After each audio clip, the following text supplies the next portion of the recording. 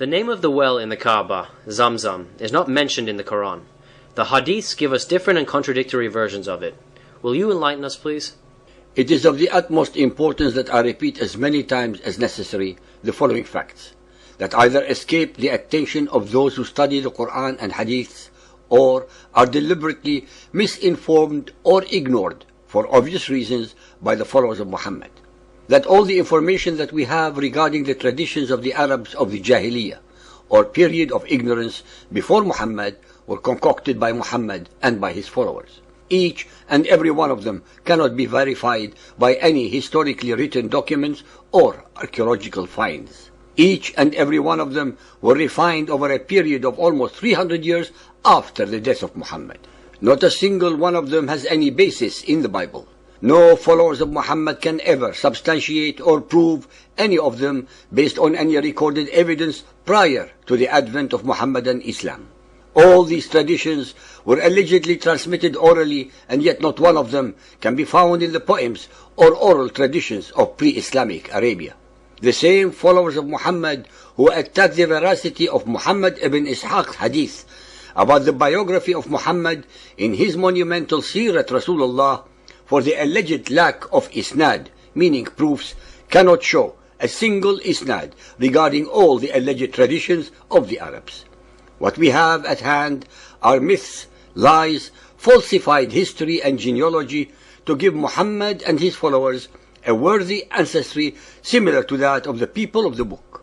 Ladies and gentlemen, a myth becomes dogma by passing through 4 stages. Muhammad creates a myth or a story. Muhammad passes it on to some ignorant, unlearned, illiterate, and superstitious followers as divinely revealed fact. The myth, story, is accepted and repeated with modifications to others. The myth becomes fact, and after centuries is turned into a dogma. To reveal the mendacity of the myth or story, we have to address the issue as follows. We assume that the myth or story is factual. We research the background to find the primary sources and references that mention it. We may or may not find primary or even secondary sources. We investigate other sources that mention the same characters and storyline. We may find serious contradictions between the sources. We then have to evaluate the authenticity and originality of the sources and compare them to the myth story. We make conclusions based entirely upon the evidence. The story of Zamzam is one such concocted myth that even their alleged traditions contradict each other.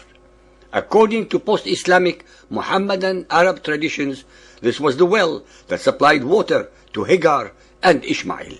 Arabs believe that the Zamzam well was revealed to Hagar, the wife of Ibrahim, and mother of Ismail, around the year 2000 BC.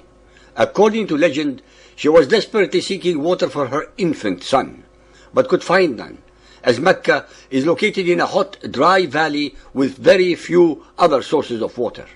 Muhammadan traditions say that Hagar ran 7 times back and forth in the scorching heat between the 2 hills of Safa and Marwa, looking for water. Allah then sent the angel Jibril. Fiqh Sunnah 5.82, the origin of Zamzam well. Explaining the origin of Zamzam, Ibn Abbas said, when Hagar reached the mountain of Marwa in search of water for her baby son Ismail and herself to quench their thirst, she heard the sound and said to herself, "Quiet." She again heard the sound, whereupon she said, "I have heard you. Help me if you can." All of a sudden, she found an angel at the place where now Zamzam is. He either dug it with his heel or touched the ground with his wing, and a spring of water appeared. Hagar encircled the water with soil. She took some water in a container she had, and water kept bubbling up unchecked. Sahih al-Bukhari 3.556 narrated by Ibn Abbas. The Prophet said, "May Allah be merciful to the mother of Ismail. If she had left the water of Zamzam as it was, it would have been a flowing stream." The Jurhum, an Arab tribe, came and asked her, "May we settle at your dwelling?" She said, "Yes, but you have no right to possess the water." They agreed. This alleged tradition shows that the Jurhum were an Arab tribe before the arrival of the Hebrew Ishmael to the valley of Mecca. Hence, the descendants of Ishmael, from whom came Muhammad, were not original Arabs, but Arabicized, Musta'riba Arabs. It should be noted that one of the most important women in the Muhammadan tradition, the mother of Ishmael, Hagar, is never mentioned by name neither in the Quran nor in many of the hadiths, such as the above, as she is referred to only as the mother of Ishmael. In the Qarawiyun manuscript, folio 43 AB, there is a completely different version by Ibn Kathir's Sirah.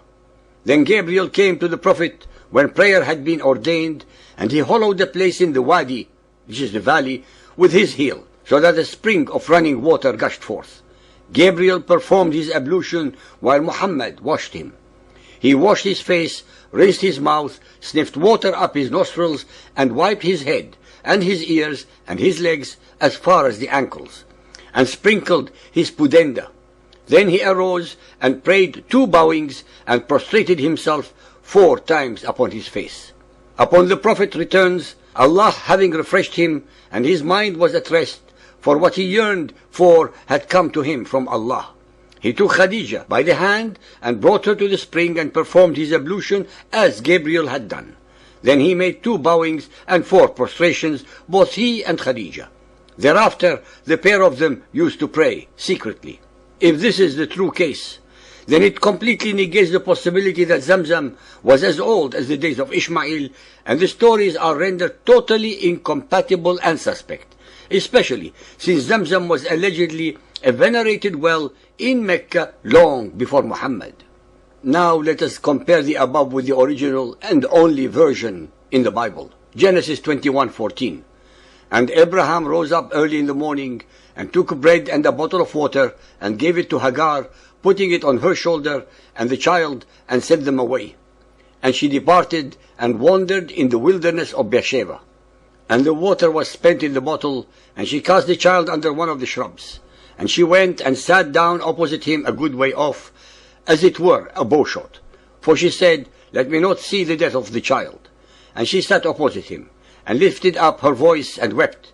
And God heard the voice of the lad, and the angel of God called to Hagar from heaven and said to her, What ails you, Hagar?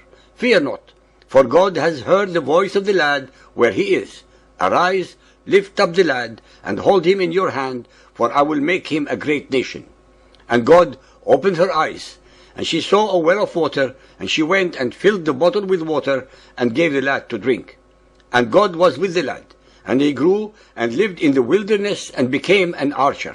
And he lived in the wilderness of Paran, and his mother took for him a wife from the land of Egypt. In the original biblical story above, there is no mention of Arabia, Allah, Zamzam, or Mecca, since both Hagar and Ishmael remained in the vicinity of Beersheba and Egypt.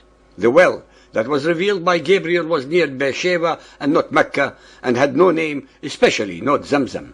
Most important of all, Hagar took him to Egypt and not Arabia.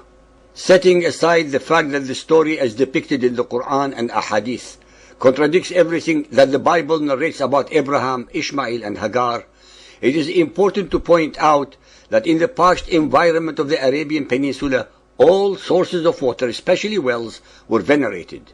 Zamzam was allegedly a holy place among the Arabs of the Jahiliyyah, long before Muhammad and his Quran.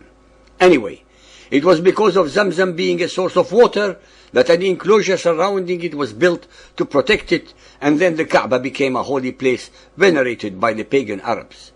The allegations made by Arab historians and theologians that Zamzam was holy to the pagan Arabs because they had already known about Hagar and Ishmael are totally false and unsubstantiated. There is not to be found a shred of written or oral tradition anywhere in Arabian history or literature to support such a preposterous statement. Moreover, from both the logical and practical points of view, the well of Zamzam, which is in the vicinity of Mecca, is almost 1,000 miles away from Beersheba, and neither Hagar and Ishmael nor even a camel could have survived this distance on one bottle of water. In fact, as a matter of logic and historicity, one should ask, if they were so important and holy, why then does the Quran never mention the names of either Zamzam or Hagar implicitly or explicitly?